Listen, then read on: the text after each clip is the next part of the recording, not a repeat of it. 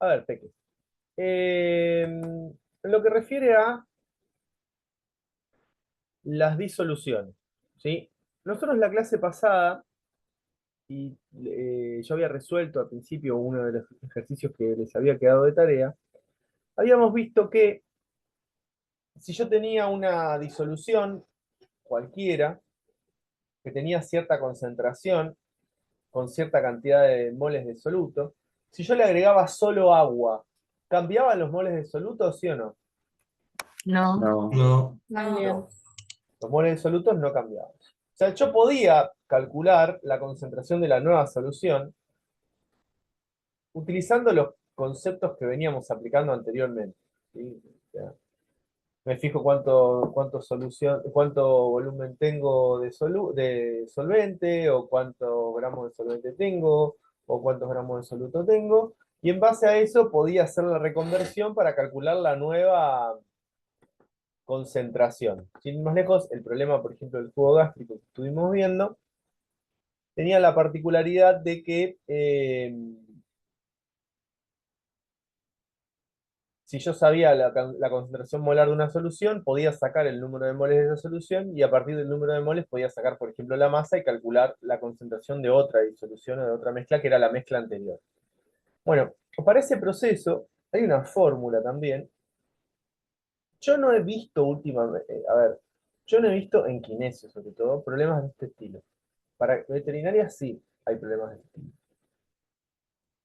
Pero han tomado, ¿se entiende? O sea, está dentro del programa, con lo cual puede llegar a aparecer sin ningún problema. Y es lo que se conoce como el proceso de dilución, de diluir algo. Es lo mismo que vimos en la clase pasada. Si yo tenía una solución determinada, le agrego agua y esa solución se diluye.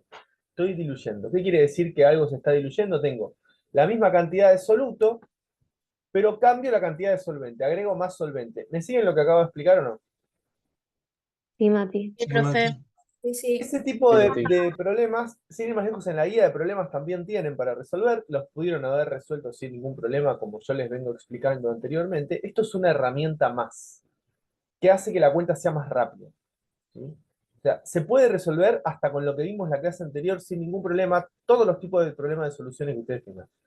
Pero con esta fórmula, por ahí se puede hacer un poquito más rápido, calcular las diluciones. ¿Sí? Las diluciones. ¿Por qué es importante conocer cómo se prepara una dilución? No sé si lo saben, pero yo les cuento, cierto tipo de medicamentos, por ejemplo los inyectables, ¿sí? Vienen concentrados.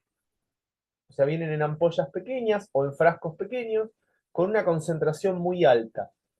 Y para poder ser aplicados a una persona o a un animal o a lo que fuere, yo necesito generar una dilución, porque si se lo inyecto concentrado le hace mal. ¿Me siguen con lo que digo o no? Sí. Sí, Sí, Mati. profe.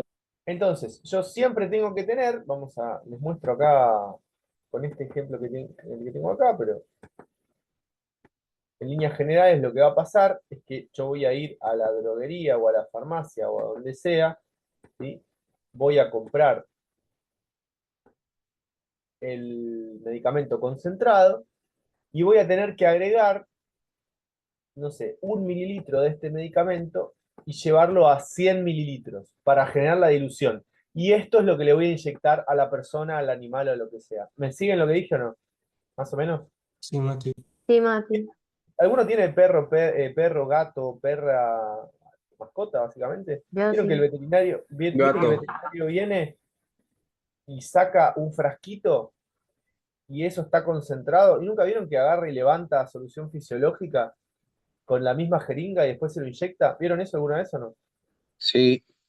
Bueno, justamente lo que está haciendo es, saca el medicamento, por ejemplo, de esta que está acá con una jeringa, que tiene una concentración invento, digo, de 1000 ppm de un medicamento, saca 1 mililitro, lo lleva a 1000 mililitros y automáticamente tiene una solución nueva de 1 ppm. ¿Se dan cuenta? Hice una dilución. ¿Estamos? Y esto es lo que inyecta. ¿Queda claro? Lo Sí, mismo Mati. pasa con los Mati, insecticidas. Sí. También puede ser en el caso de esos remedios que hay que poner, por ejemplo, una gotita por kilo. Claro, tal cual. Una gota por kilo, ¿sí? También es una dilución. Eso es más particular porque vos le das directamente la gota, no lo diluís. Pero viste que algunos te dicen poner 20 gotas en un vaso de agua. Eso sí es una dilución. 20 gotas en un vaso de agua es una dilución. Eso ¿Sí? sería como la hepatalgina. La hepatalgina, claro, vos tirás 20 gotas en un vaso de agua. Eso, vos estás diluyendo la hepatalgina, no tomás tal cual está. Y así todo eso rinde. Los insecticidas habrán visto que le dicen que pongan una tapita en 10 litros, por ejemplo, y con eso fumigan. ¿Se dan cuenta más o menos? ¿Me siguen? Sí, Mati. Sí, Bueno, Mati. perfecto. Eso es una dilución. Lo que ustedes tienen que saber es cuando hacen una dilución, ustedes siempre van a tener dos mezclas. Una mezcla inicial, ¿sí? Y una mezcla final. En general, la inicial es la más concentrada. ¿Sí? En general, la inicial es la más concentrada.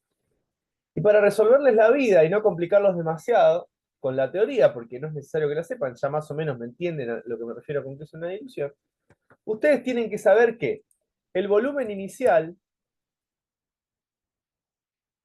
o sea, el volumen de la mezcla inicial, por la concentración de la mezcla inicial, siempre va a ser igual al volumen final por la concentración final, o sea, el volumen final de la muestra por la concentración final de la muestra. ¿Sí? ¿Qué quiere decir eso, Matías? ¿Para qué me sirve? Básicamente lo que sucede es lo siguiente. Supónganse que ustedes tienen una solución 6 molar de ácido clorhídrico. Cualquier cosa. De ácido clorhídrico. Una solución 6 molar de ácido clorhídrico. Y quieren preparar 250 mililitros de solución 0,2 molar de ácido clorhídrico. ¿Me siguen lo que dice o no? O sea, yo tengo esta y quiero esta. Entonces me dicen, ¿qué volumen de la solución inicial es necesario?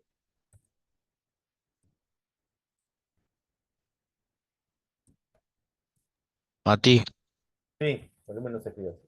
¿Qué? te consulto, el volumen inicial es la sustancia que es ácido clorhídrico o puede ser No, mejor. volumen inicial es de la solución 6 molar de ácido clorhídrico. Ah, Mati, gracias. Es necesario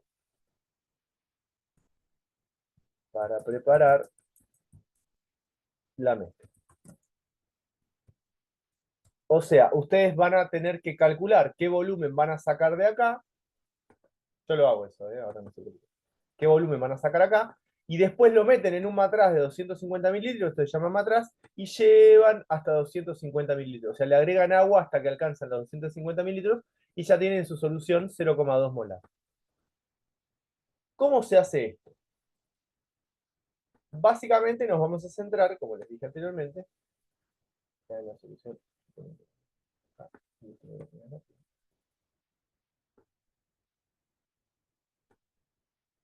Nos vamos a centrar, como les dije hoy, en esta cuenta que acabo de mostrarles. Volumen inicial por concentración inicial es igual a volumen final por concentración final. ¿Sí? ¿Qué datos tengo de eso que está ahí? Tengo el volumen inicial. No. Sí, 6 No. moles, Sí. 6 moles de ácido clorhídrico. No, 6 6 molar. 6 ¿6 molar. molar es volumen o qué es?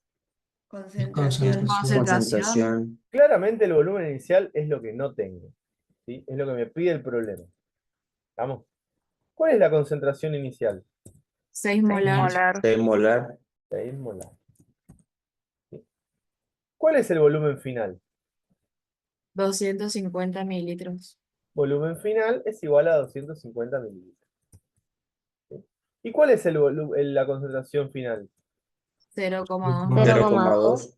0,2 molar, que es lo que me está pidiendo el problema. ¿Sí? O sea, yo tengo que saber cuánto tengo que sacar de la solución naranja, o sea, la 6 molar. Esto no tiene estos colores, el ácido clorhídrico es incoloro, aclaro por las dudas, pero es a modo de práctica. Tengo que sacar para agregar al matraz y agregarle agua y que alcance la concentración 0,2 molar. Entonces lo único que hago es hacer la cuenta. Voy a hacer acá arriba, mire. Volumen inicial no lo conozco, por la concentración inicial, que es 6 molar, es igual a volumen final, que sí lo conozco, 250 mililitros. Ojo con esto, el volumen siempre tiene que estar en la unidad que quiero que me dé el resultado. ¿Sí? En la unidad que quiero que me dé el resultado. Ojo con eso, porque si no van a meter la pata.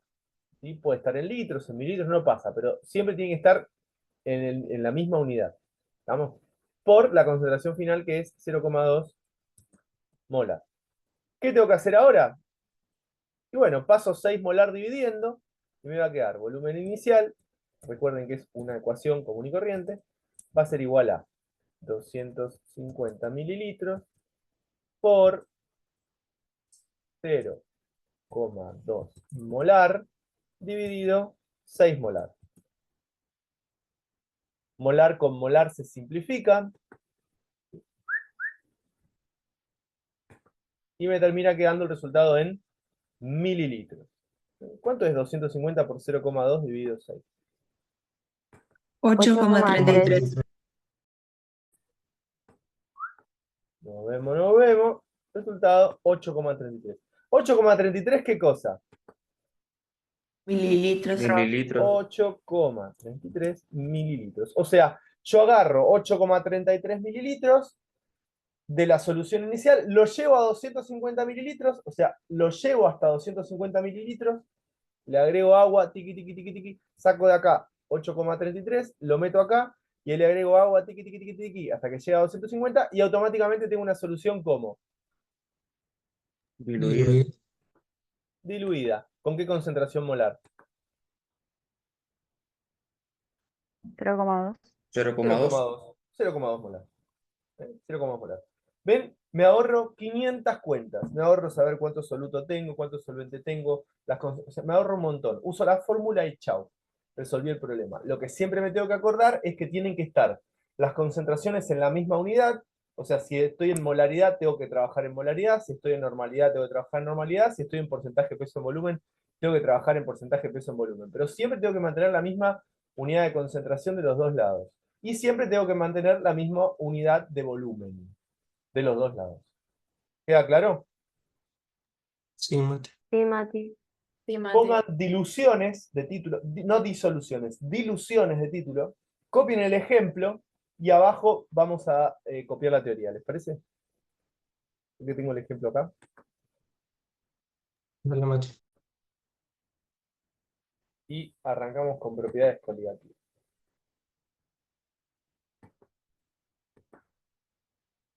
Hay problemas de diluciones en la guía de problemas. Así que creo que los últimos son de dilución. Tienen para practicar. Ayer estuvieron reactivos. La verdad, Peque, estoy re contento. Me preguntaron un montón de cosas. Quiere decir que se pusieron a estudiar. Son 5, ¿no? Ah, pero bueno, eran 2 antes. Ya estamos teniendo un buen número.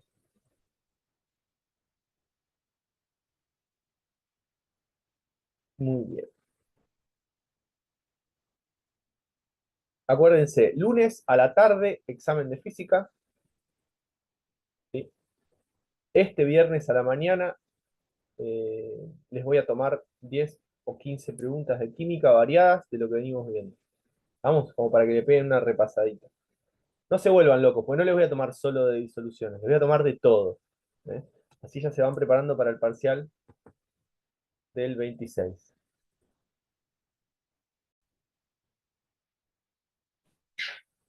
¿Vieron que le subí un apunte de disoluciones el otro día o no? Sí, Mati. Sí, Ah, ¿les gustó ese o no? no. No, ¿por qué no te gustó? Ah, ese problema, por vivo. Para preparar un litro de una disolución de permanganato de potasio, 0,4 molar, a partir de una solución de permanganato de potasio 1 molar. ¿Sí? A ver cómo la hacen.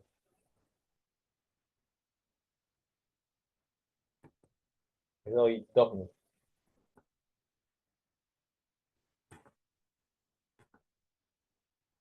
Tenemos concentración inicial y concentración final. A mí me dicen que yo quiero un litro de disolución 0,4 molar. O sea que lo que yo quiero es un litro, volumen final, de una mezcla 0,4 molar de permanganato de potasio. Concentración final, volumen final. ¿Sí? Concentración inicial es una solución 1 molar. Y quiero ver cuál es el volumen de la disolución para poder obtenerlo. Planteo el problema con los datos, como hice en el ejemplo anterior. Despejo volumen inicial, o sea, pasa dividiendo, en este caso, 1 molar.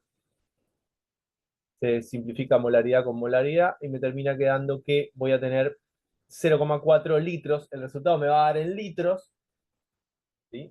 El resultado me va a dar en litros. Lo puedo pasar a mililitros. ¿Qué pasa? Esto es lo que tengo que utilizar de la mezcla inicial. ¿Sí? Entonces, lo que yo voy a hacer es, a esa mezcla le voy a agregar agua hasta llegar a 1 litro, que es lo que explica acá abajo. Por lo tanto, se deben tomar 400 mililitros de disolución de permanganato de potasio y diluir, aforar. Aforar se llama porque vieron los matraces, los que les mostré hoy, Sí. estos que están acá, tienen una marca. O sea, ya viene con una marca fija. Son solo de 100 mililitros, solo de 25 mililitros, solo de 50 mililitros. O sea, tiene una marca fija y eso se llama aforo. Por eso se dice aforar. Hasta 1000 mililitros adicionando agua en un matraz volumétrico único. Los matraces son estos recipientes que ustedes ven acá. Se utilizan justamente, su función es hacer disolución. No se pueden usar para otra cosa. No se pueden calentar, no se pueden golpear, no se pueden nada, porque si vos calentás un material volumétrico puede perder su precisión. Muy bien, ¿les dio así? Sí, Mati. Mati. Sí. Los que no lo hicieron copiaron, los que no lo pudieron hacer copiaron. Sí. Perfecto. Propiedades coligativas de la materia. Todavía es disoluciones, pero ya pasamos a una parte un poquitito más teórica. ¿Qué es una propiedad coligativa? Una propiedad coligativa es aquella que va a variar, escuchen lo que les voy a decir, va a variar dependiendo de las partículas de solutos disueltas en la misma. ¿Sí? Una propiedad coligativa es una propiedad que va a depender, que va a cambiar, ¿sí? No, a depender no, perdón, que va a variar dependiendo del número de partículas de soluto disueltas en la mezcla. Del número de partículas de soluto disueltas en la mezcla, no de la sustancia disuelta en la mezcla. ¿Me siguen lo que digo o no? Del número de partículas disueltas en la mezcla. Y acá pasa a ser particularmente importante lo que habíamos visto cuando analizamos la disociación. Porque no va a ser lo mismo diluir 1 mol de glucosa que diluir 1 mol de cloruro de sodio. ¿Por qué? Porque 1 mol de cloruro de sodio se disocia, con lo cual me da más cantidad de partículas en la mezcla que 1 mol de glucosa que no se disocia. ¿Me siguen? Por cada partícula de cloruro de sodio, por cada cloruro de sodio que yo disuelvo, voy a obtener 2 partículas, una de sodio y una de cloruro. En cambio, por cada una de glucosa, voy a obtener solo una de glucosa. ¿Estamos? Entonces, a eso es a lo que se refiere. No vamos a hacer mucho hincapié en cómo varía dependiendo si se disocia o no se disocia, pero sí vamos a hacer mucho hincapié, en las propiedades coligativas en general, que van a ser 4. ¿Sí? Que van a ser 4. La primera es la disminución de la presión de vapor. ¿Qué quiere decir esto? Yo ahora la voy a explicar una por una, pero si yo tengo agua, va a tener cierta presión de vapor. Todavía no les expliqué lo que es la presión de vapor, ya lo sé, ahora se los voy a explicar. Si yo tengo agua, va a tener cierta presión de vapor. Si yo le agrego un soluto, por ejemplo, cloruro de sodio, la presión de vapor va a disminuir. Depende de la cantidad de soluto disuelto. ¿Sí? Aumento del punto de ebullición. ¿Qué quiere decir esto? Si yo tengo agua, va a tener cierto punto de ebullición, 100 grados centígrados. Ahora, si yo le disuelvo cloruro de sodio, o sea, tengo una solución de cloruro de sodio en agua, voy a tener un mayor punto de ebullición. Aumenta el punto de ebullición. Se llama aumento ebulloscópico. También es una propiedad coligativa. Si yo tengo agua pura, va a tener un punto de fusión o punto de congelación de 0 grados. Ahora, si yo le agrego cloruro de sodio, lo que va a suceder es que va a disminuir el punto de congelación. Se llama descenso crioscópico. Descenso crioscópico.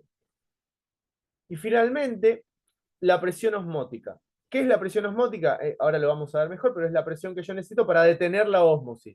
Es la presión que necesito para detener la ósmosis. La presión osmótica de una solución concentrada va a ser mayor que la presión osmótica de una solución diluida o del agua pura. ¿Vamos? Sí, Mati. Siempre tienen que tener en cuenta que nosotros vamos a trabajar con soluciones medianamente diluidas, ¿sí? No muy concentradas, porque si son muy concentradas ya empiezan a jugar otras cosas, ¿sí? Así que copien cuáles son las propiedades coligativas, por favor, y ahora voy a explicar cada una de ellas y les voy a mostrar en cuáles van a tener que hacer cuentas y en cuáles no.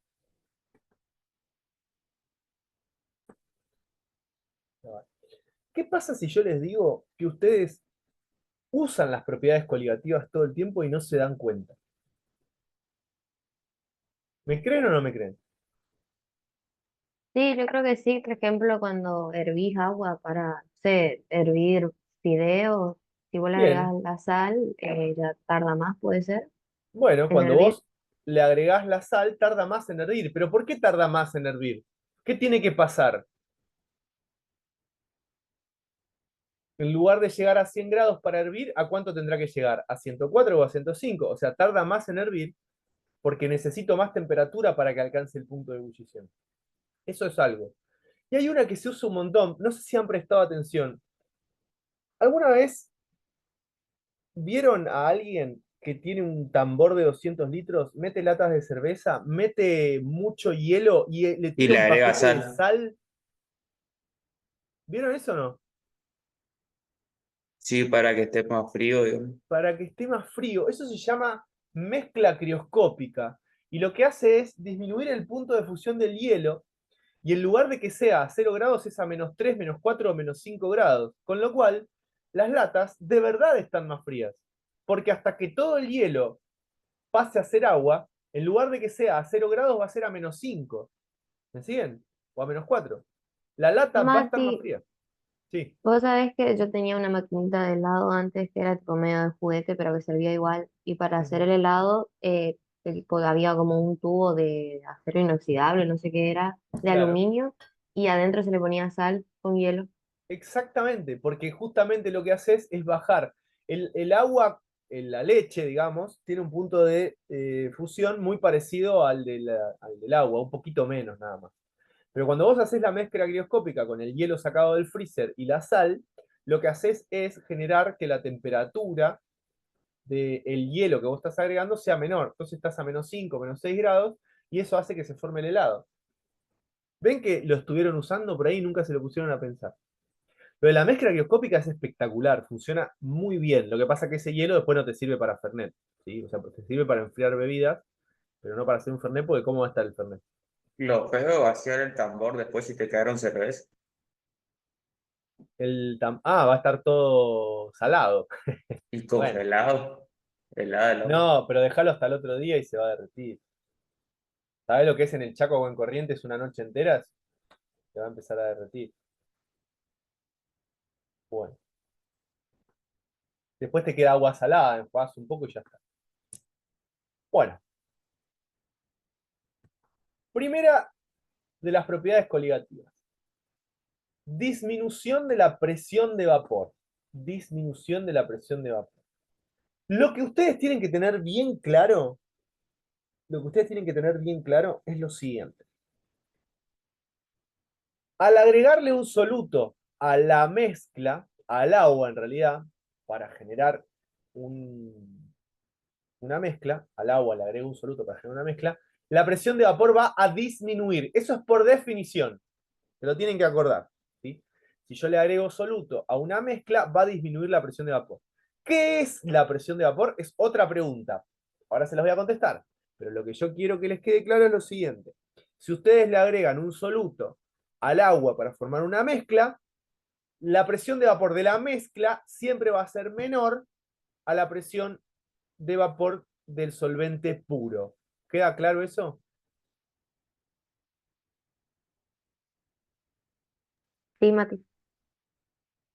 Bien, ¿Cómo, Mati? Repetirle eso, por favor, se me cortó. va de nuevo. Yo le agrego un solvente al agua para formar una mezcla. Perdón, le agrego un soluto al agua para formar una mezcla. ¿Hasta ahí vamos bien? Sí, Mati. La presión de vapor del solvente puro es mayor que la presión de vapor de la mezcla. ¿Vamos?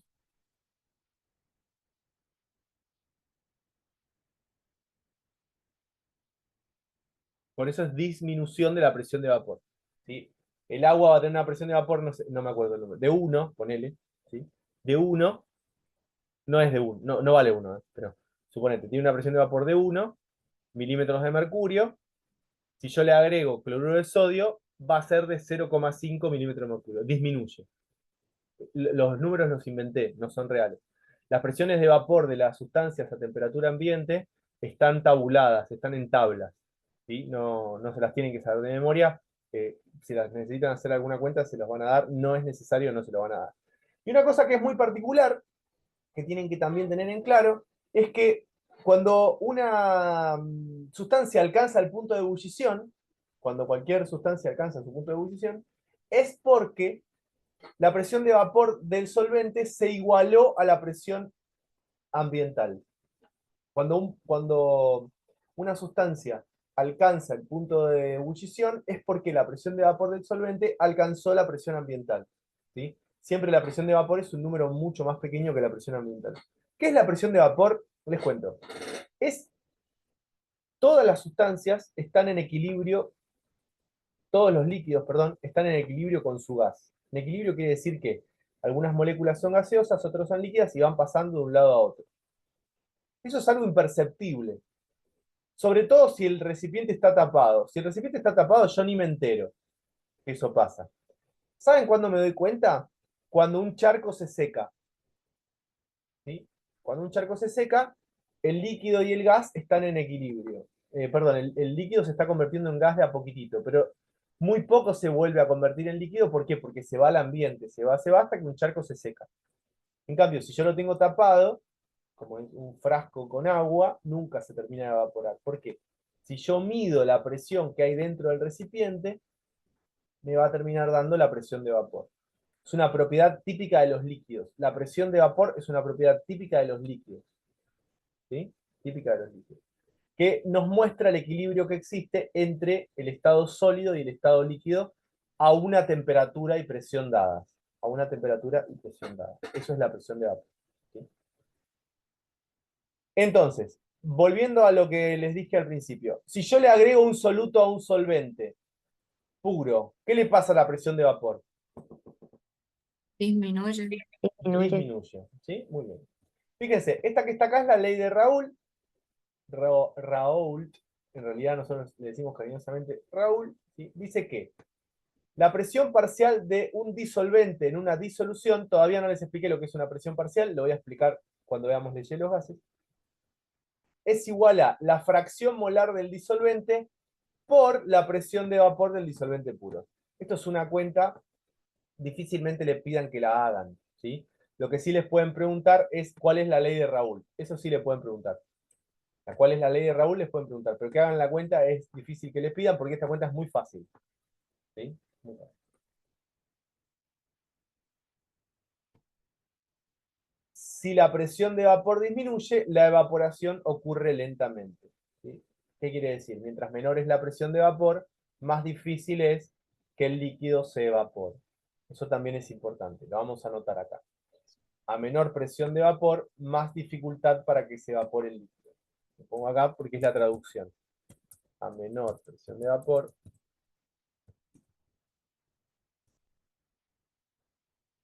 más difícil es que se evapore el. Copien todo lo que sea necesario de la presión de vapor. Mati, Sí, Pi. ¿puedes volver a repetir lo que dijiste sobre que el soluto, cuando está en la disolución, se iguala con la presión de fuera, algo así? Lo que yo dije es lo siguiente. Cuando la presión de vapor de un líquido se iguala a la presión ambiental, ¿sí? El líquido entra en ebullición. ¿Vamos? Sí, Mati. Muy bien.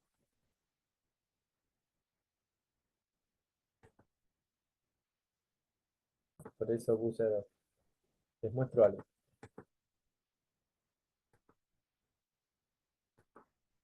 Fíjense, acá tienen un solvente, ¿sí? Solo, y acá está con el soluto. ¿Qué pasa? Las partículas de soluto generan interacciones con la partícula de solvente. Por ejemplo, si agrego cloruro de sodio, hay interacciones ion-dipolo. Esas interacciones ion-dipolo entre el solvente y el soluto hacen que el soluto no deje salir de la mezcla al agua. Es como que la tiene atrapada. ¿Se dan cuenta? Como la tiene atrapada, no puede salir. Por eso disminuye la presión de vapor.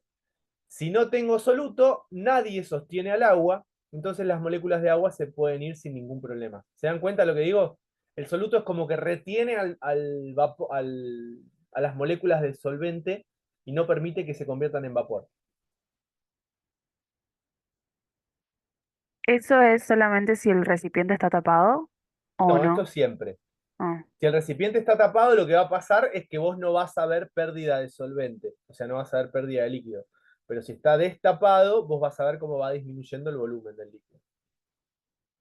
Si quieren pueden hacer, agarren dos vasos iguales, pónganle a uno, llénenlo hasta la mitad con agua y al otro pónganle agua y sal hasta la mitad, déjenlo una semana y van a ver cómo el vaso que tiene solo agua va a disminuir el volumen y el otro no. Es un experimento fácil de hacer. Mati, ¿por qué el Sí, alcohol se evapora tan rápido? porque justamente el punto de ebullición del alcohol es mucho menor, ¿sí? Y la presión de vapor del alcohol es mayor. Tiene mayor presión de vapor el etanol que el agua. Entonces, rápidamente alcanza su punto de ebullición. Se evapora mucho más rápido, sí, tal cual. Forma, por ejemplo, eso es porque hay menos interacciones solvente-solvente, o sea, el etanol forma puente de hidrógeno, pero muchos menos puente de hidrógeno de lo que forma el agua, entonces las moléculas se separan fácilmente.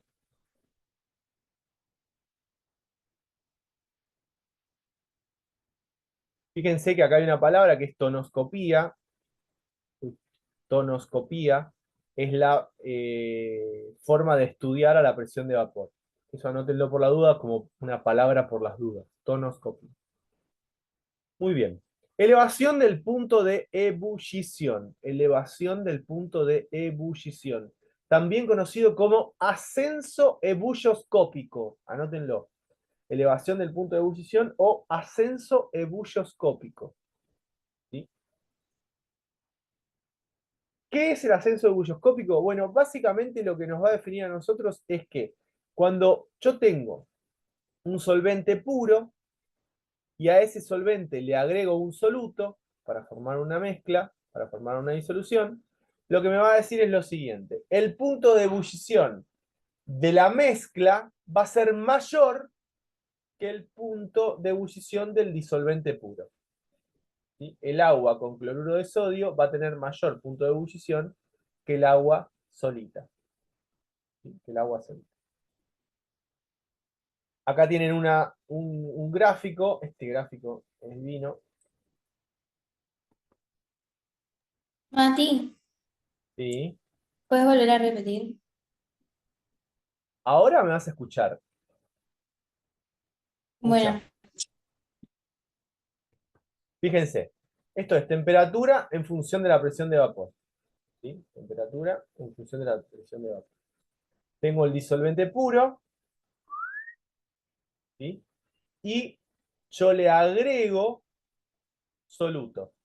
Este que está acá es el gráfico para la mezcla. La presión de vapor disminuye, ¿sí? Lo que ustedes tienen que saber es que si disminuye la presión de vapor, aumenta el punto de ebullición.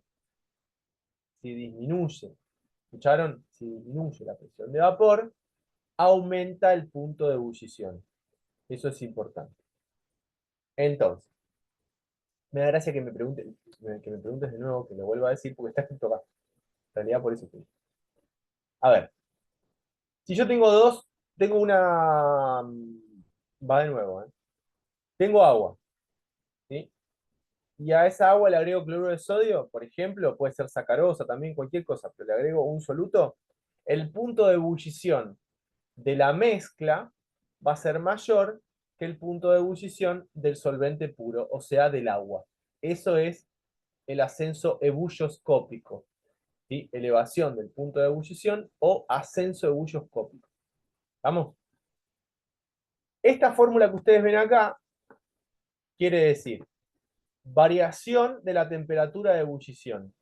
Este triangulito que está acá quiere decir variación. Siempre que vean ese triangulito, quiere decir variación. No es un triangulito, es una letra griega y se llama delta. ¿Sí? Delta mayúscula. ¿Qué quiere decir variación? Siempre que ustedes vean a delta mayúscula, van a estar hablando de la condición final menos la condición inicial. ¿Sí? Condición final menos condición inicial. Eso quiere decir delta. Anótenselo porque también es importante. ¿Sí? Variación es condición final menos inicial. Condición final, la disolución. Condición inicial, el solvente puro. Lo que dice esta fórmula es la siguiente. La variación de la temperatura de ebullición va a ser igual a una constante ebulloscópica. Una constante ebulloscópica se saca de los libros, eso depende del solvente, no es lo mismo el agua que el etanol, por la molalidad de la solución. Por la molalidad de la solución. Esto que ustedes ven acá, tienen que reconocer la fórmula. Hacer un problema difícilmente les tomen. ¿Por qué difícilmente les tomen? Porque es un problema fácil. Es un número por una molalidad. Entonces, difícilmente les tomen un problema de este estilo. Pero sí tienen que reconocer la fórmula, que es para la variación de la temperatura de ebullición o ascenso ebulloscópico. O sea, el resultado les va a dar un número positivo, obviamente, ¿sí? Y va a depender de la molalidad de la solución. En líneas generales, como habíamos visto en el punto anterior, es más difícil evaporar una disolución que evaporar al solvente puro. ¿Sí? Eso va a pasar siempre. ¿Estamos con eso? Y acá está lo que les dije hoy temprano. El punto de ebullición de una solución es la temperatura a la cual su presión de vapor iguala a la presión atmosférica externa.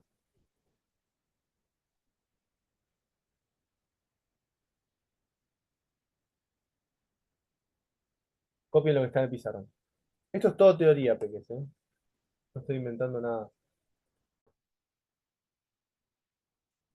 Esto que está acá es un ejemplo, ¿sí? No se pongan locos, no van a tener que hacer ningún problema de esto, nada raro, ¿sí?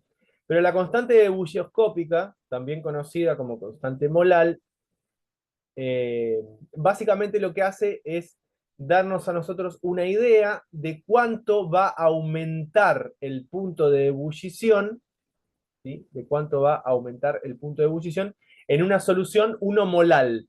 Y va de 1 molal, ¿estamos? Y va a depender del tipo de solvente. Va a depender del tipo de solvente. Por ejemplo, en el caso del agua, el punto de ebullición normal es 100 grados centígrados. Y su constante molal es 0,52. ¿Qué quiere decir esto? Si yo tengo una solución 1 molal de un soluto no volátil. Soluto no volátil se le dice en general a los solutos sólidos. El etanol, por ejemplo, no es un soluto no volátil, porque justamente se puede evaporar, pero en general los solutos sólidos son no volátiles. El etanol, perdón, la sacarosa, la glucosa, mismo el cloruro de sodio. Si yo hago una solución 1 molal de sacarosa, el punto de ebullición del agua va a pasar a ser 100,52 grados centígrados. ¿Sí? Eso tiene que ver con, como les dije anteriormente, el tipo de solvente. Va a depender del tipo de solvente. Y siempre esa constante está relacionada a una solución 1 molal. Si es 2 molal, tendrá otro valor. Si es 3 molal, tendrá otro. Y así va a ir subiendo, va a ir aumentando. Si yo quiero tener un punto de ebullición de, no sé, 102 grados centígrados, bueno, tendré que hacer una solución bastante concentrada. Muy bien. ¿Queda claro más o menos lo que es? Y lo que les decía es simplemente que entiendan el concepto de la... Muy bien, Víctor. No había leído. Para que entiendan más o menos el concepto. ¿Sí? Bueno. Yo les saco captura, después lo copian, ¿vale? Esto es algo más bien teórico. Disminución del punto de congelación, también conocido como descenso crioscópico. ¿Sí? Descenso crioscópico. Básicamente lo que ustedes tienen que tener acá bien en claro es lo siguiente. Cuando yo tengo un solvente puro, ¿sí? Y a ese solvente le agrego un soluto determinado, el punto de fusión de la mezcla va a ser menor, el punto de fusión de la mezcla va a ser menor, ¿sí? que el punto de fusión del solvente puro. ¿Sí? Ejemplo, el agua tiene un punto de fusión de 0 grados centígrados. Le agrego sal, cloruro de sodio, el punto de fusión va a ser menor. Va a ser menos 4 grados centígrados, por ejemplo. ¿Sí? Esto sucede todo el tiempo, se usa muchísimo, como les dije anteriormente, en algunos casos en particular. En otros casos, como por ejemplo acá, en lugares como Corrientes o Resistencia, que nieva mucho. ¿Vieron que acá nieva todo el invierno o no? ¿Vieron o no? Sí. Se la pasa nevando. ¿Vieron en películas? ¿Alguna vez vieron la película vieron esas películas norteamericanas de Navidad que sale la gente a la vereda y le tira un polvo blanco a la nieve y la nieve se derrite? Básicamente ese polvo blanco es sal. Se le tira sal a la nieve para que la nieve se derrita. ¿Por qué? Porque le baja el punto de ebullición, de fusión, perdón, y si afuera hace 0 grados centígrados y yo le bajo el punto de fusión a menos 4, el agua a 0 va a estar líquida. Y eso ayuda a que, por ejemplo, puedas salir de tu casa sin ningún problema y no estés atrapado por la nieve. ¿Me siguieron más o menos? Por Sí, si en algún Mati. momento llega a nevar y necesitamos ese dato. Claro, Mati. tengan ahí mucha sal gruesa en su casa o sal fina, por si les nieva y no pueden salir de su casa, ya tienen ahí para tirarle un poco de sal y se les va a derretir seguro. ¿Qué les parece la idea? Es buena, ¿no? O sea que más si el camión ese está tirando sal. Ese camión está tirando sal, exactamente. Ese camión está tirando sal. ¿Por qué hace eso? Tira sal en las rutas, en los caminos. ¿Para qué? Para que no se forme el hielo y no se vuelva resbaloso el camino. ¿Te das cuenta? Y evitar accidentes. Claramente. Copien lo que está en Copien lo que está en el pizarrón, por favor.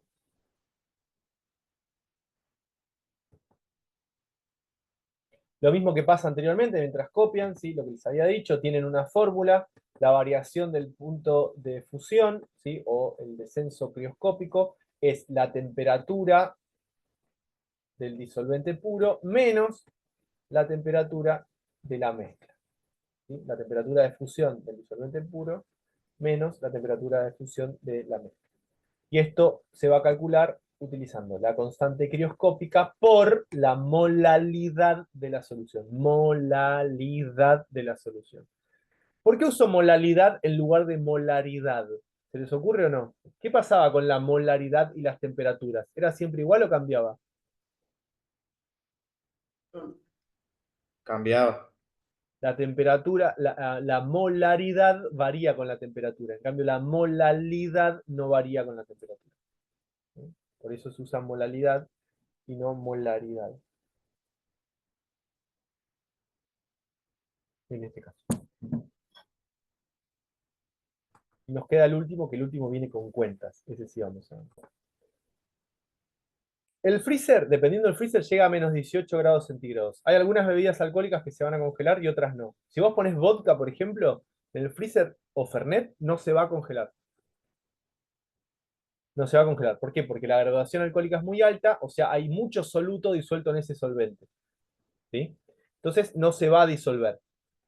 No se va a congelar, perdón. En cambio, si vos dejas una lata de cerveza un día para el otro en el freezer, se te congela. ¿Por qué? Porque tiene alcohol, tiene soluto, pero no tanto como el Fernet. ¿Me seguís lo que digo? Claro, Bueno, si vos agarrás el etanol de las heridas y lo metés en el freezer, tampoco se va a congelar. Tampoco se va a congelar. Y si ujú, lo diluís con agua, tampoco se va a congelar. Depende cuánto, ¿no? Si te queda al 5%, sí se va a congelar. Si te queda al 40%, no se va a congelar. claro, o sea, si le hago la mezcla, la famosa mezcla 70-30, no se va No a se va a congelar. Eso no se va a congelar. Va a quedar ahí. Dependiendo de la graduación alcohólica, se va a congelar o no. El vino, por ejemplo, llega un punto que se congela. Pero tarda más en congelarse lo que tarda una cerveza. Lo Claro, mismo es como pasa que con se la queda coca. todo como escarcha, vamos a decirlo así. Claro. Lo mismo pasa con la coca. La Coca-Cola, la gaseosa, vos la metés en el freezer y si vos le medís el punto en el que se congela, va a estar cerca de los -5, -6 o -7 grados. Mucho más abajo que cero, Mati, seguramente. Sí. o sea que puede disminuir el punto de congelación o aumentar el punto de fusión. Es que esas son las dos grandes propiedades que más se visualizan. La disminución del punto de congelación, conocida como descenso crioscópico, o el aumento del punto de ebullición, conocido como ascenso ebulloscópico. Son las dos propiedades que ustedes más van a visualizar cuando forman una mezcla. ¿Sí? Las dos cosas pasan, ¿eh? No una o la otra, las dos cosas pasan. Lo que pasa es que Vale. vas a medir una u otra, pero las dos cosas pasan. El aumento ebulloscópico está ligado al primero de los puntos que nosotros vimos, que era la disminución de la presión de vapor. Están relacionados los dos. Muy bien, ¿puedo borrar? Pero un ratito no. Bien, como había dicho anteriormente, la constante crioscópica, al igual que pasa con la constante ebulloscópica, depende de cada solvente. O sea, todos los solventes tienen diferentes constantes. Y el concepto ahora les voy a mostrar es similar. La constante crioscópica, por ejemplo, del agua es 1,86. Lo que les decía, ven que varían. La constante crioscópica del agua es 1,86. ¿Qué quiere decir esto? Es que si yo tengo una mezcla 1 molal, va a disminuir el punto de fusión 1,86 grados. ¿Sí? O sea, en lugar de congelarse a 0 grados, una mezcla 1 molal se va a congelar a menos 1,86 grados centígrados. ¿Sí? Y así a partir de eso empieza a aumentar. Vamos, si es 2 molal será 3,80 y pico, y si es 3 molal, y así sucesivamente.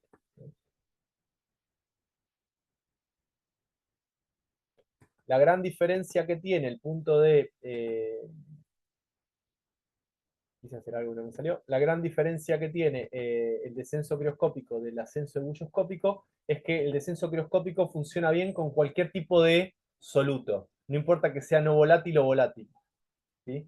En el ascenso ebulloscópico solamente van a servir los solutos no volátiles. Acá puede ser cualquier tipo de soluto. Por ejemplo, habíamos hablado hoy del etanol o el etilenglicol, que son líquidos. Bueno, también van a servir para esto.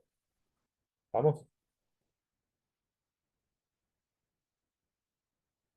O mismo el vinagre, ¿sí? El ácido acético. El ácido acético no es vinagre, es el principio, el ácido acético forma parte del vinagre, pero el olor a vinagre es olor a ácido acético, les cuento por las dudas. también pasa lo mismo. ¿Sí? Si yo le agrego vinagre al agua, disminuye el punto de fusión. Punto de fusión o congelación. Bueno. Les doy el recreo ahora, ¿les parece? Hasta las 10. Y después les explico qué es la presión osmótica, porque acá hay que hacer cuentas. Así descansan un ratito, dale. Dale, Mati. Dale, Mati. Bueno, Mati, nos vemos.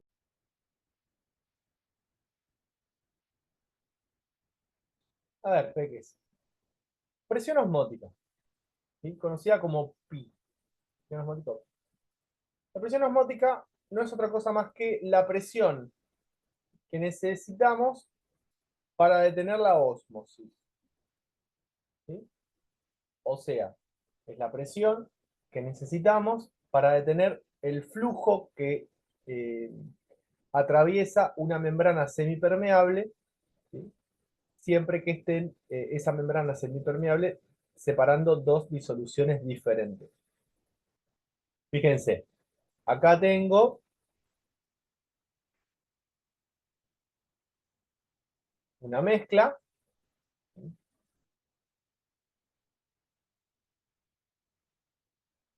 perdón, tengo una agua pura, y acá tengo una mezcla de glucosa, ¿sí?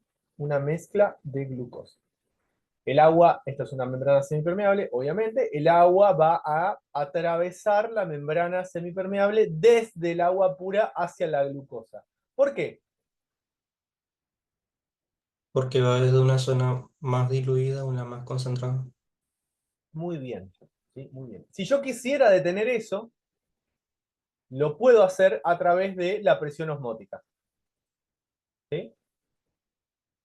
A través de la presión osmótica. Yo ejerzo cierta presión que va a evitar que esto suceda, que va a evitar que el agua atraviese la membrana semipermeable. ¿Sí? Eso es la presión osmótica. ¿Pueden calcular la molaridad de esta solución de glucosa que está acá? Dice 180 gramos por litro. ¿Alguien me puede calcular la molaridad o no? ¿Cómo se calcula la molaridad? Mole de soluto sobre volumen en litro. Moles de soluto sobre volumen en litros. ¿Sí? ¿Pueden calcularme la molaridad de esta solución? Para si hay algún distraído, les cuento. Vamos a ayudarlos. La fórmula molecular de la glucosa es carbono, hidrógeno, oxígeno. Es un carbohidrato. ¿Sí? Es carbono 12. Esperen que-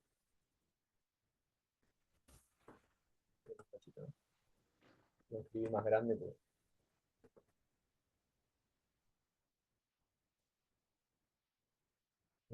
La letra un poco más grande.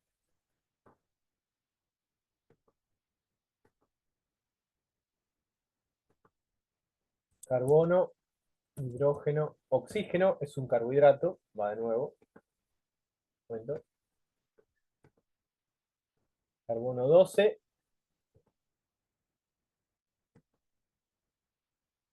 Hice mal, perdón. Es carbono 6, hidrógeno 12. 6, hidrógeno 12, oxígeno 6.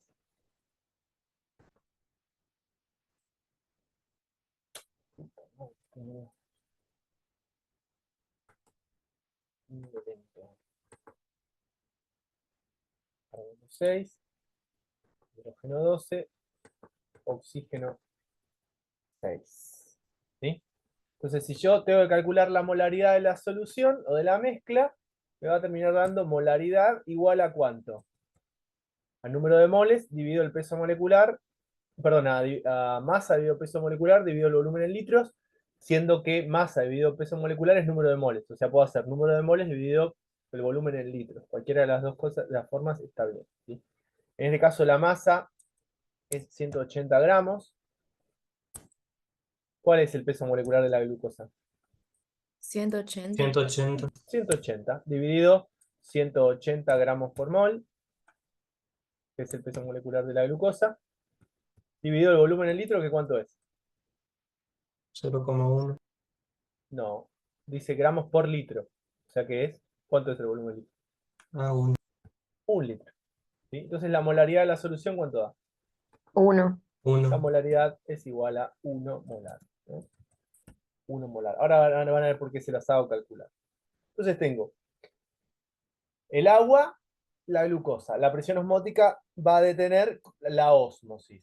¿Sí? Esta es la solución de glucosa que tengo ahí. Anoten que es 1 molar. ¿Sí? Anoten que es 1 molar.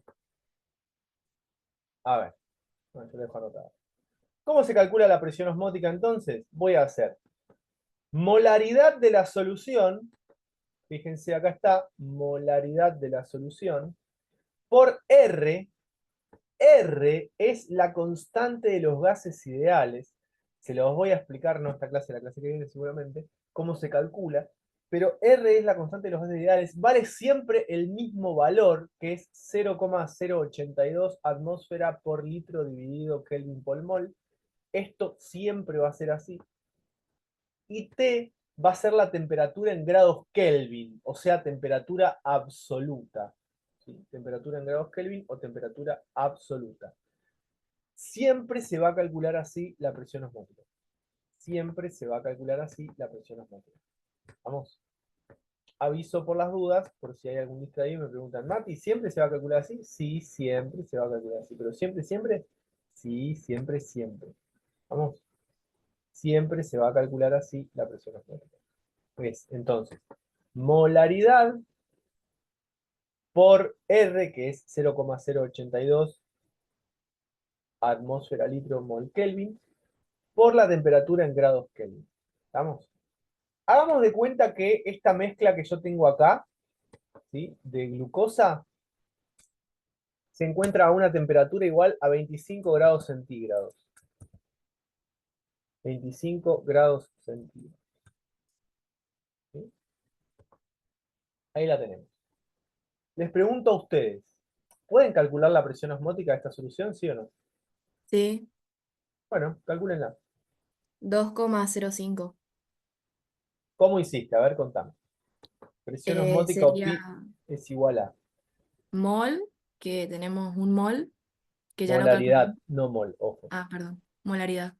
1 molar por Por la constante de los gases, que es 0,082, 22 atmósfera litro mol Kelvin, ¿sí? por Por 25 grados Celsius, que sería la temperatura en Kelvin. No, en grados Celsius. Entonces está mal lo que me dijiste. Porque la temperatura tiene que estar en grados Kelvin. ¿Cómo se obtenía la temperatura en grados Kelvin? 100 grados de divisiones, ¿no era? No. Se sumaba Se sumaba más 200. 273. Sí. Es 25 grados centígrados más 273. O sea que es 298 Kelvin. ¿Sí? Ojo con eso porque pueden meter la pata. ¿Sí?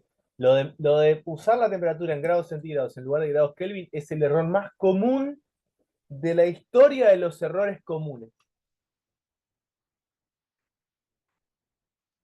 Ahí sería 44. 24,436. 24,44. 44 atmósferas es la unidad que van a utilizar. ¿Sí?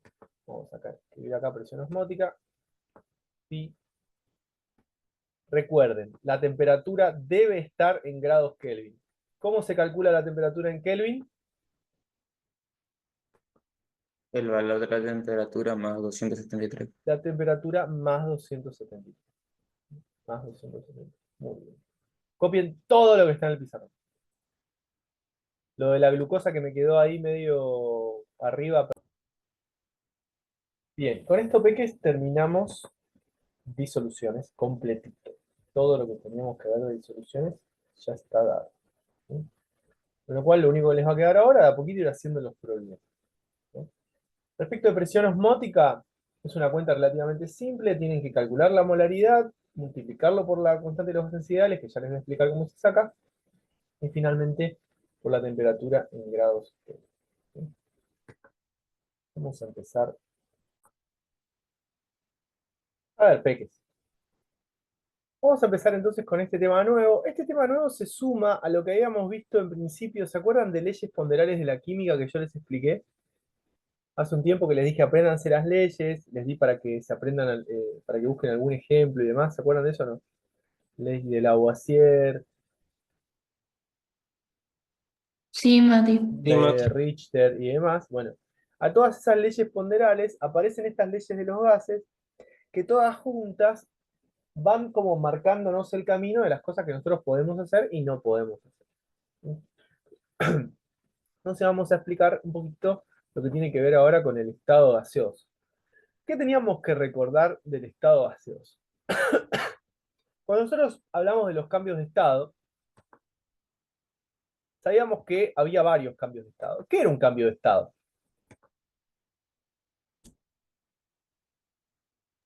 Un pasaje,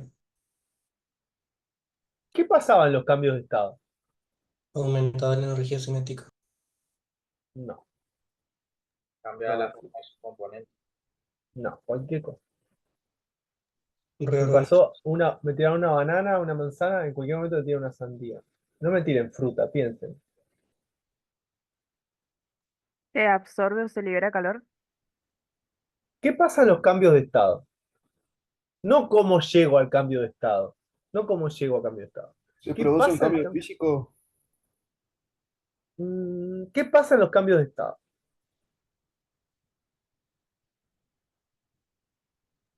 Y hay una reorganización de los átomos.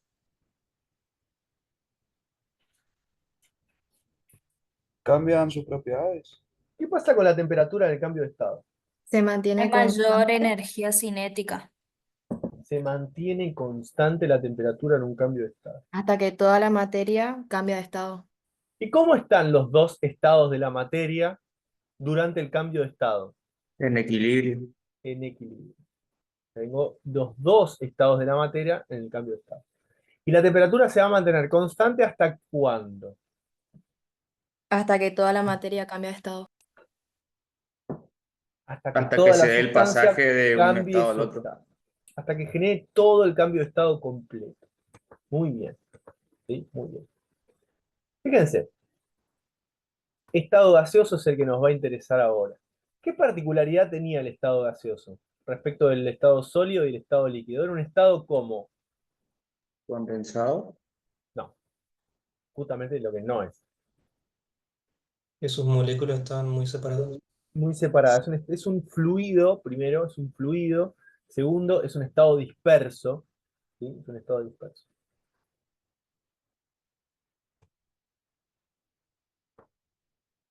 ¿Qué más sabíamos de este cambio de estado? Que ocupan la totalidad del volumen que lo contiene, Del recipiente que lo contiene. del recipiente. Bien. ¿Las moléculas cómo estaban? ¿Cerca o separadas? No, Separadas. debemos Separadas. encontrar más separadas. ¿Y hay fuerzas intermoleculares entre ellas o no? Sí, se chocan. Sí, pero son débiles.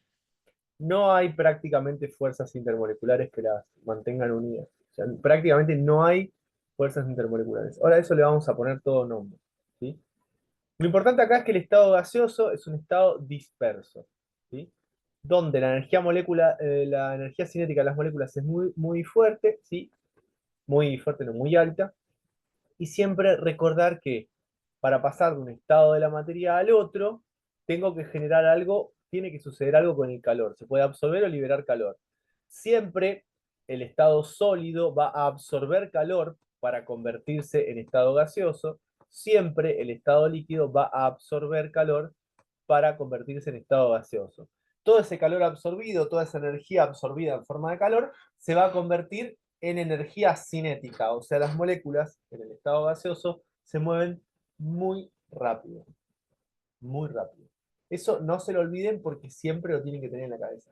Después le vamos a dar una definición más formal si es necesario. Es más, esto lo vamos a volver a ver, lo de la absorción de calor y liberación de calor, cuando veamos otras cositas. Pero recuerden siempre a los cambios de estado. ¿Sí? Recuerden siempre a los cambios de estado. El cambio de estado, ¿va a cambiar su temperatura si cambia la presión, sí o no? Sí, porque la temperatura media el movimiento de las partículas. Bien, si yo varío la presión, sí, es la respuesta correcta, no por lo que me dijiste, pero sí era la respuesta. La presión también va a generar variaciones en la temperatura o variaciones en el cambio de estado, lo cual es muy importante. Esto lo vamos a dejar acá, simplemente era recordarles de dónde venía el estado gaseoso.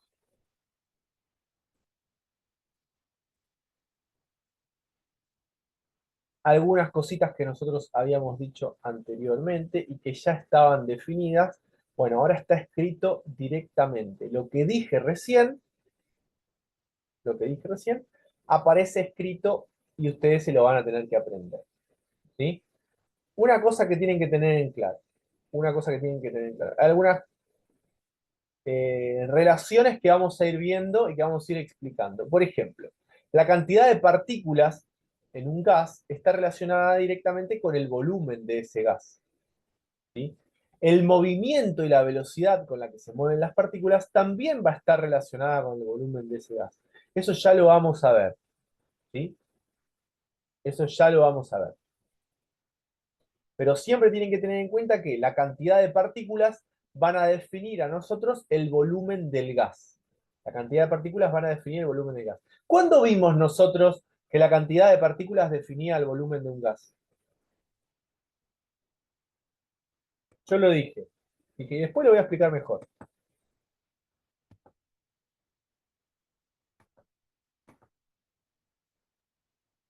Hace un tiempo ya. No fue hace tanto. ¿Están repasando o no?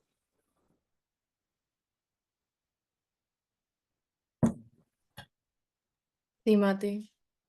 ¿Sí? Bueno, ¿cuándo hablé yo de la cantidad de partículas y del volumen del gas? ¿Qué dije yo de la cantidad de partículas y el volumen del gas? Hace un tiempo. El año pasado.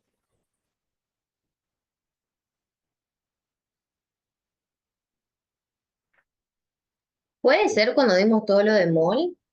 Claro. ¿Y la relación estequiométrica qué decía? Que puede ser inversamente proporcional. No. La relación El estequiométrica qué decía? volumen de un gas va a ser 22,4 en condiciones normales de presión y temperatura. Que un mol, dije eso, de cualquier gas va a ser 22,4 litros en condiciones normales de presión y temperatura. Entonces, el número de moles y el volumen del gas está directamente relacionado. Eso habíamos dicho. ¿Sí? Tiene que recordar y quedar bien claro lo siguiente, esto ya lo vimos también. Las partículas de los gases se mueven a velocidades altas, o sea, con alta energía cinética, y prácticamente no tienen interacciones entre ellas mismas. Salvo las interacciones pueden ser cuando chocan contra las paredes del recipiente, que eso va a dar lugar a la presión, y cuando chocan entre ellas, que es lo que permite el cambio de dirección. Es algo raro, no pasa tanto, sobre todo el que choquen entre ellas, pero sí que choquen contra las paredes del recipiente. O sea, se mueven en línea recta y al azar. Eso es lo que se dice. ¿Sí? Siempre que hablamos del choque de las partículas de un gas contra las paredes de un recipiente, estamos hablando de la presión que va a ejercer ese gas. Y otra cosa que tienen que tener en cuenta es que los choques son eficientes y elásticos. ¿Qué quiere decir que sea elástico? Quiere decir que no existe pérdida de energía en los choques. Si ustedes agarran una pelotita, ¿vieron esas pelotitas de goma que pican un montón? ¿Se ubican o no? Sí, Sí, Mati. Y la tiran contra una pared, bla, bla, bla, bla. ¿Vieron que empieza a picar? ¿Hicieron eso alguna vez o no? Sí, Mati. Rebote, Sí, rebote, cuando era rebote. más Y en un chiquito. momento rompen algo, ¿no? Y en un momento, ¿qué es lo que pasa? La pelotita deja de picar. ¿Por qué? Porque en cada choque, si bien rebota un montón, en cada choque va perdiendo energía. ¿Sí?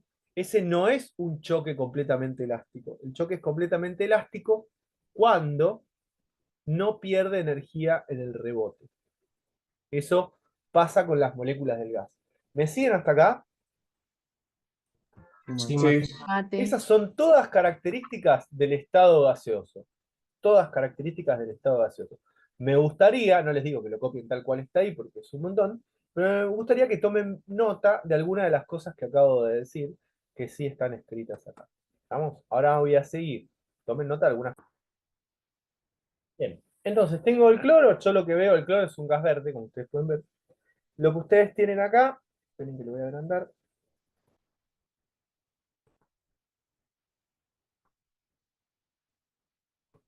es para analizar el movimiento. Si yo lo que veo es un gas, lo que va a suceder es que las partículas se van a mover muy, muy rápidamente y no me voy a dar cuenta. Pero siempre el gas va a estar en constante movimiento y va a ocupar el volumen del recipiente que lo contiene. Siempre, todo, la totalidad. Pero fíjense lo siguiente. Yo tengo acá un frasco que tiene ácido clorhídrico y un frasco que tiene amoníaco. Un frasco que tiene ácido clorhídrico y un frasco que tiene amoníaco. Cuando yo destapo el frasco, los dos frascos, lo que va a suceder automáticamente es que los dos gases van a salir, el de ácido clorhídrico y el de amoníaco. ¿Y cómo me voy a dar cuenta? Porque en el medio se empieza a formar un vapor blanco. Ese vapor blanco, a ver, el amoníaco es incoloro, el ácido clorhídrico es incoloro. Ese vapor blanco que se empieza a formar es gracias a la reacción que existe entre el ácido clorhídrico y el amoníaco que termina dando cloruro de amonio. O sea, lo que se ve, lo que se observa cuando destapo es que automáticamente yo abro el recipiente y el gas quiere ocupar todo el volumen que puede. Los gases solo son contenidos por el recipiente. ¿Sí? Si yo abro el recipiente, el gas se va, se escapa, no se va a quedar. Eso es una diferencia fundamental que tienen los gases de los otros estados de agregación. ¿Eso queda claro? Sí, Mati. Si a mí entonces en un problema me dicen, en un recipiente de 50 litros tengo dióxido de carbono, ¿qué me están diciendo? ¿Cuánto dióxido de carbono tengo en volumen?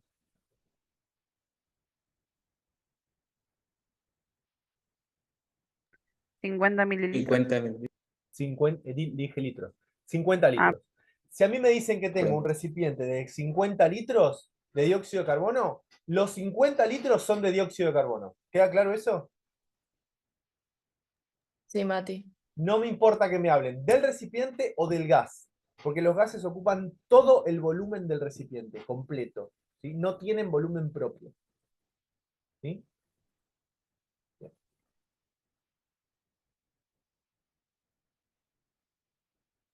En líneas generales, entonces, ¿cuáles son las propiedades de los gases que tenemos que tener en cuenta? Primero, son fácilmente compresibles.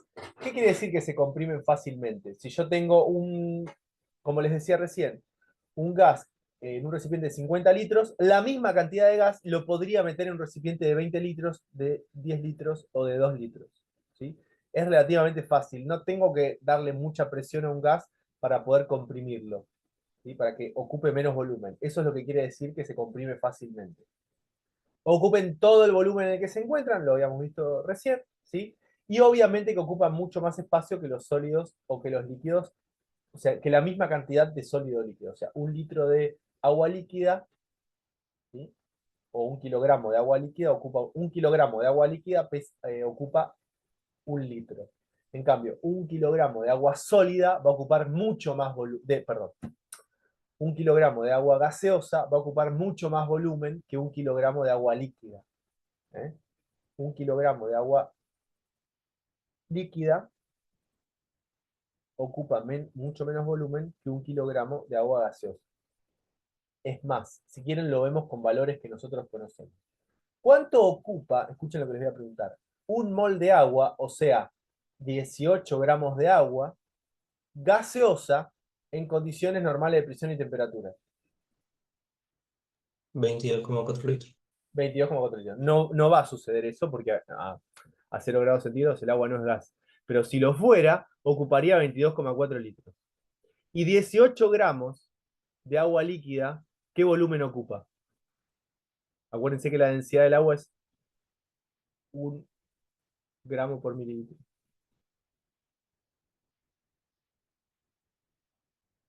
18. Mililitros. ¿Se dan cuenta la diferencia?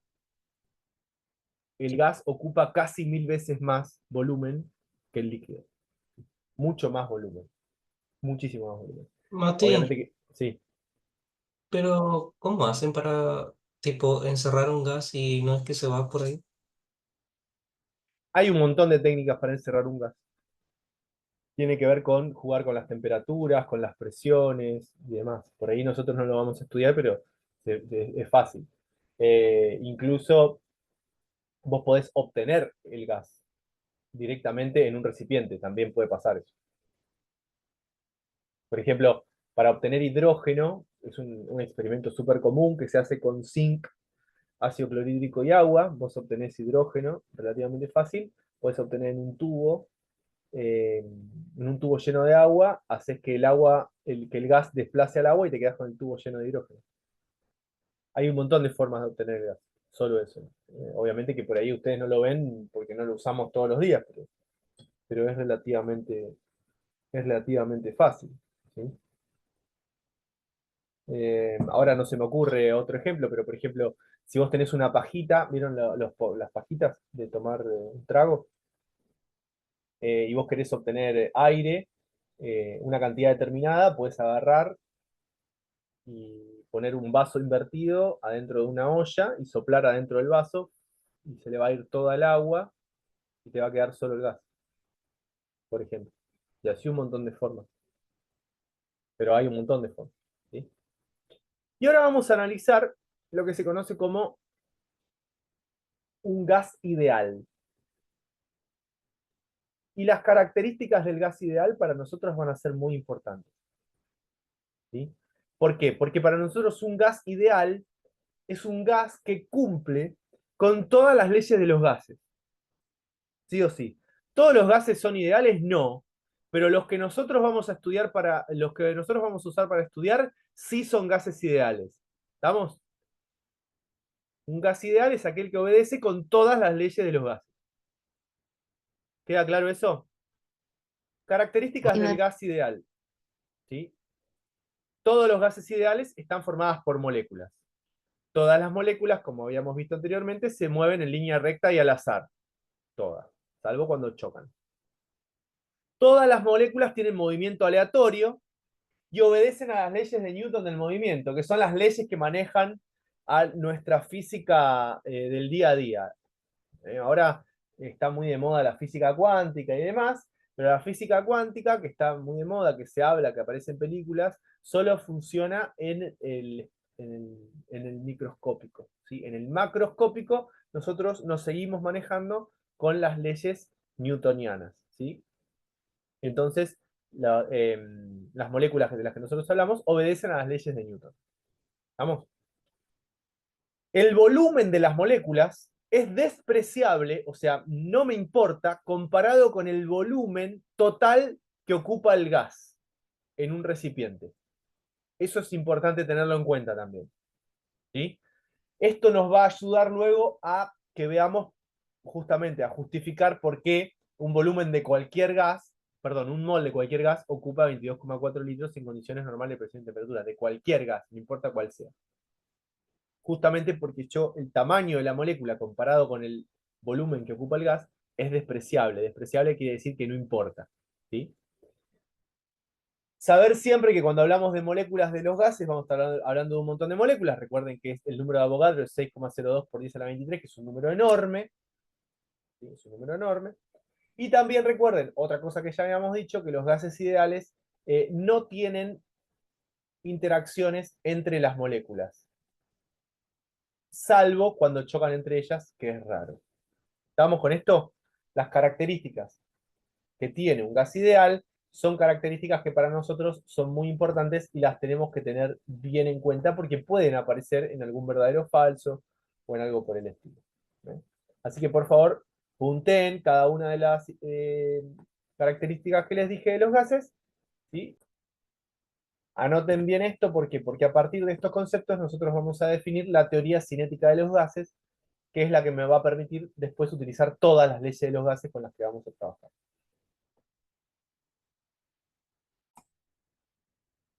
Vamos a hablar un poquitito de la teoría cinética de los gases. ¿Sí? La teoría cinética de los gases, antes que nada, parte del postulado que estamos hablando de un gas ideal. ¿Queda claro eso? ¿Sí? O sea, yo estoy hablando de un gas ideal, sí o sí. Y a partir de eso, se plantea la teoría cinética de los gases. La teoría cinética de los gases básicamente lo que hace es cómo se comportan los gases respecto al movimiento. Cómo van a moverse esas moléculas de gas Y en base al movimiento de las moléculas, yo voy a poder sacar un montón de conclusiones. ¿Sí? Fíjense que son muy parecidos los postulados de la teoría cinética de los gases a lo que yo planteé anteriormente de lo que es el concepto de un gas ideal. O sea, el gas ideal va a cumplir con esta teoría cinética de los gases. ¿Ven? Fíjense. Los gases están constituidos por partículas, átomos o moléculas separadas por espacios vacíos. Las partículas de un gas están constantemente en movimiento en línea recta y al azar en todas las direcciones. Parecido a lo que habíamos visto. El volumen total de las partículas de un gas es muy pequeño, puede despreciarse en relación al volumen del recipiente que contiene el gas.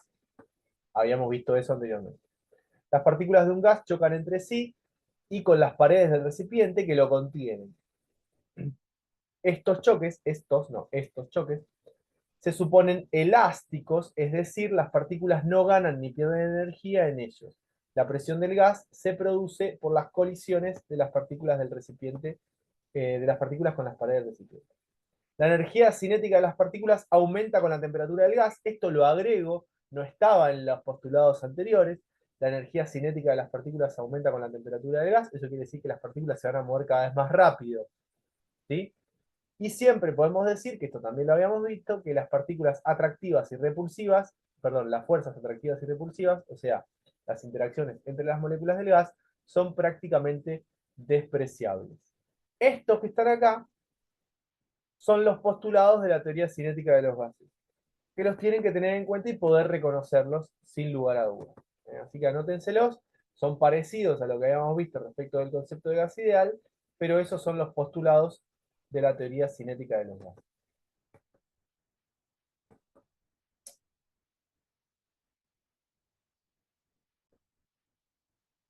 Entonces, resumiendo lo que estamos viendo anteriormente, ¿sí?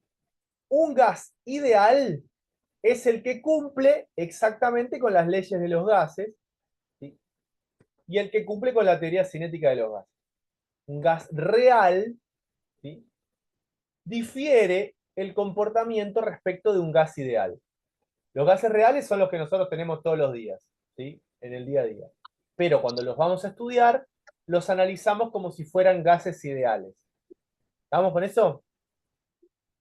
Y otra cosa que es muy, muy importante es que la teoría cinético-molecular supone lo que ustedes ven ahí, que ya lo estuvimos viendo. ¿Sí? Pero a tener en cuenta lo siguiente. Fíjense, el volumen que ocupan las partículas es despreciable en comparación con el volumen total del gas. Esto es válido sí o sí en condiciones normales de presión y temperatura. ¿Sí? Sí o sí. Voy a poner en mudo. No sé qué. Lara. Esto es válido sí o sí en condiciones normales de presión y temperatura. ¿Estamos? Que son más o menos las presiones que nosotros solemos trabajar. Y fíjense que deja de ser válido cuando estamos hablando de presiones de 350 atmósferas. Nunca vamos a trabajar a tantas atmósferas. ¿Sí? Y acá les da un ejemplo de la diferencia que hay de cuánto va a ocupar respecto del anterior. En la mayoría de las veces el volumen de las partículas ocupa el 0,05% del volumen total. En cambio, arriba de las 500 atmósferas ocupa el 20%. Es un valor altísimo, no puedo despreciarlo. Pero nosotros vamos a trabajar siempre en condiciones normales de presión y temperatura o en valores muy cercanos. A ver, si me dicen 200 grados, es un valor cercano a las condiciones normales de presión y temperatura. Si me dicen, perdón, 200, 20 grados, 25 grados, 35 grados, 100 grados, son valores cercanos a las condiciones normales de presión y temperatura. Si me dicen una atmósfera, 2 atmósferas, 5 atmósferas, 6 atmósferas, son valores cercanos a las condiciones normales de presión y temperatura. O sea, nosotros vamos a trabajar siempre en condiciones donde podemos tratar a los gases como gases ideales. ¿Eh? Eso es importante. ¿Queda claro eso? Sí, Mati. Sí, Mati. Sí, profesor. Bueno, anoten lo que necesitan de acá, les doy 2 minutitos. Siempre más o menos nos van a dar esas condiciones normales de presión y temperatura. Ustedes van a trabajar en condiciones normales de presión y temperatura, les pueden llegar a preguntar qué es un gas real y cómo se diferencia el gas ideal, pero no les van a pedir que hagan una cuenta respecto de un gas real. ¿Estamos? Eso no se lo van a pedir. Dale, Mati. Todas las cuentas que ustedes tengan que hacer van a ser basadas en los gases ideales. O sea, van a tener que ocupar las leyes de los gases ideales que vamos a aprender.